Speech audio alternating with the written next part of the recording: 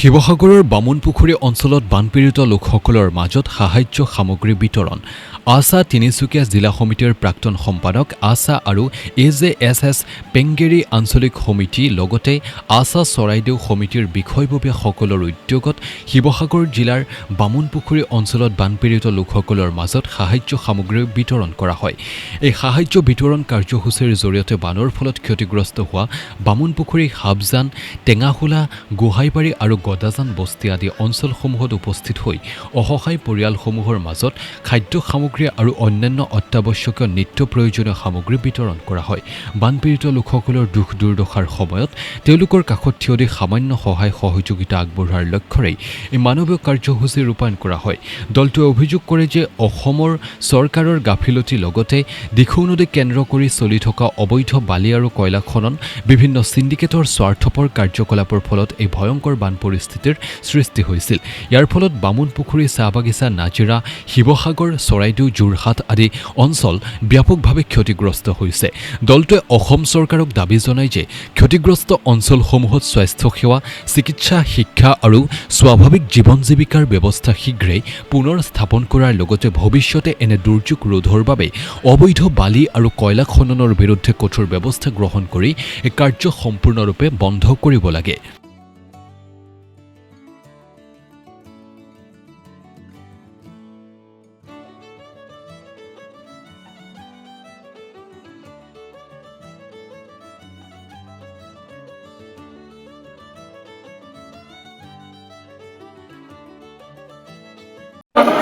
আমি এইমাত্ৰ উপস্থিত হৈছোঁ আদিবাসী ছাত্ৰ সন্থা জানি শক্তি সংগতি আৰু বহুত তেনেকুৱা বুদ্ধিজীৱী বিশিষ্ট ব্যক্তিসকল আমাৰ শিৱসাগৰ জিলাৰ নাজিৰা সমষ্টিৰ বামুণপুখুৰী চাহ বাগিচাৰ হাবজান, গোহাইগাঁও আৰু টেঙাখোলা আদিকে ধৰি বহুতো তেনেকুৱা জেগাত আমি ভ্ৰমণ কৰিলোঁ আৰু আমি দেখিবলৈ পাইছোঁ যে বহুত বানাক্ৰান্ত ৰাইজে, বানাক্ৰান্ত ব্যক্তিসকলে এতিয়াও স্বাস্থ্য, অন্ন, বস্ত্ৰৰ ওপৰত কিন্তু হাৰাশাস্তি হৈছে।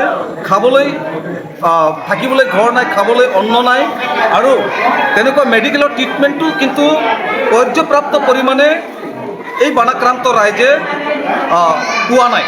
আমি এইখিনিতে অসম চৰকাৰৰ বিভাগীয় কৰ্তৃপক্ষ তথা অসমৰ মুখ্যমন্ত্ৰী ডক্টৰ হিমন্ত বিশ্ব শৰ্মাক আমি অনুৰোধ জনাব খোজোঁ যে অতি শীঘ্ৰে এই বানাক্ৰান্ত বানপীড়িত ৰাইজক স্বাস্থ্য, শিক্ষা আৰু অন্ন বস্ত্ৰৰ ক্ষেত্ৰত অতি শীঘ্ৰে ব্যৱস্থা কৰে। কাৰণ আজি আমি বিশেষকৈ বানপীড়িত ৰাইজৰ মাজত উপস্থিত হৈছোঁ আৰু এই বামুণপুখুৰী আদৰ্শ বিদ্যালয়ৰ প্ৰাংগণত আমি উপস্থিত হৈছোঁ। ইয়াত প্ৰায় 150-200 শিবিৰত মানুহ ইয়াত আছে আৰু এওঁলোকে কিন্তু 4-5 দিন ধৰি এওঁলোকে চৰকাৰে দি আছিলে খাদ্য, সেই খাদ্য মানে আজি 4-5 দিন ধৰি দিয়া নাই।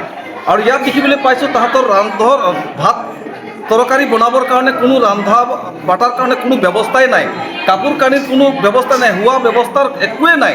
গতিকে স্বাস্থ্য, বস্ত্ৰ আৰু অন্নৰ ক্ষেত্ৰত লগতে মেডিকেল ট্ৰিটমেণ্টৰ ক্ষেত্ৰত অসম চৰকাৰে যাতে অতি শীঘ্ৰে এই অঞ্চলসমূহত ব্যৱস্থা গ্ৰহণ কৰে। আৰু আমি জানো যে অসম চৰকাৰৰ এইটো এটা গাফিলতি আৰু তেখেতৰ অসম চৰকাৰৰ এই এক মানে ডাঙৰ ভুলৰ কাৰণে আপোনালোকে জানে নাগালেণ্ডত এই যি প্ৰলয় বান যে হ'ল, যিটো দিখৌ নদী যি আছিলে, সেই নদীৰ অসম চৰকাৰৰ ডাঙৰ চিণ্ডিকেট, অসম চৰকাৰৰ কিছুমান মুখ্যমন্ত্ৰী, ইয়াত মন্ত্ৰী, MLA, বিধায়ক বা তেনেকুৱা বালি চিণ্ডিকেট, হিল চিণ্ডিকেট, কয়লা চিণ্ডিকেট চলোৱা কিছু ব্যক্তিসকলৰ ভুলৰ কাৰণে, ব্যক্তিগত লাভৰ কাৰণে আজি নাগালেণ্ডত অবৈধ কয়লা খনন, বালি খনন আৰু শিল খননৰ কাৰণত দিখৌ নদীৰ যি বাঢ়নি বানে, প্ৰলয়ংকাৰী বানে আজি এই বামুণপুখুৰী চাহ বাগিচাই হওক বা নাজিৰা, শিৱসাগৰ যোৰহাট চৰাইদেউ ইত্যাদি এই অঞ্চলসমূহত একেবাৰে বিধ্বস্ত কৰি পেলাইছে। থাকিবলৈ ঘৰ নাই, পিন্ধিবলৈ কাপোৰ নাই, খাবলৈ অন্ন বস্ত্ৰ একোৱেই নাই।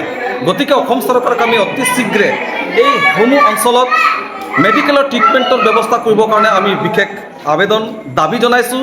লগতে আমি দাবী জনাব খোজোঁ যে কণ ল'ৰা ছোৱালীবিলাকৰ প্ৰাথমিক শিক্ষাৰ ক্ষেত্ৰত এওঁলোকৰ চিলেট, পেঞ্চিল, এওঁলোকৰ ইউনিফৰ্ম আদিকে ধৰি স্কুলসমূহ চব বিধ্বস্ত হৈ গৈছে। গতিকে স্বাস্থ্য, শিক্ষা আৰু এই মানৱ সম্পদ সুৰক্ষিত আৰু সুৰক্ষাৰ কাৰণে আৰু স্বাভাৱিক জীৱন যাপন কাৰণে যাতে অসম চৰকাৰে ব্যৱস্থা কৰিব লাগে, তাৰ কাৰণে আমি হুজুৰে অসম চৰকাৰক দাবী জনাইছোঁ।